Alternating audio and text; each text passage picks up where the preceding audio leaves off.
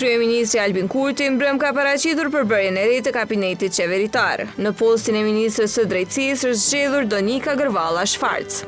Ajo, një zëri siguri dhe vetëvendosje, kanë qasjet e njohur për çka dhe u kritikuan se vazhdimisht dolën hapur kundër ish-krerëve të UÇK-s në Hag.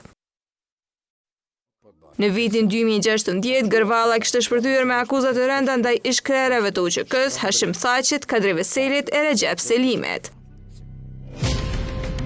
Ajo kishte thënë: "Janë një sër argumentesh të cilat Hashim Thaçin, i cili edhe kur ishte në opozit, por sidomos pasi u bë kryetari i shtetit dhe atëherë filloi degradimi total i Kosovës, Hashim Thaçi e ktheu këtë vend në një qerdhë të krimit të organizuar dhe të korrupsionit dhe nuk është e habitshme pastaj që gjërat rodhen dhe erdhen ashtu siç erdhen. Kemi Kadri Veselin, shefin e Shikut, gjithkush në botë di se kush është Kadriu. Kadri Veseli është ish koka e një organizati që ka kryer krime të rënda ndaj kundërshtarëve politik."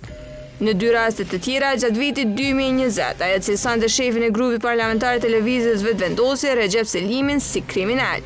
Figurë e diskredituar e botës së krimit, ishte epiteti që Gërvalla ja kishte dhënë Selimit qysh me 25 mars, kur po rrëzohej qeveria Kurti 1.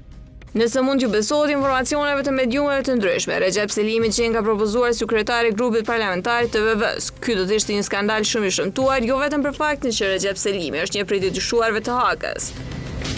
Shkruante fillimisht Gërvalla me shtatë shkurt 4 ditë pas formimit të qeverisë Kurti 1.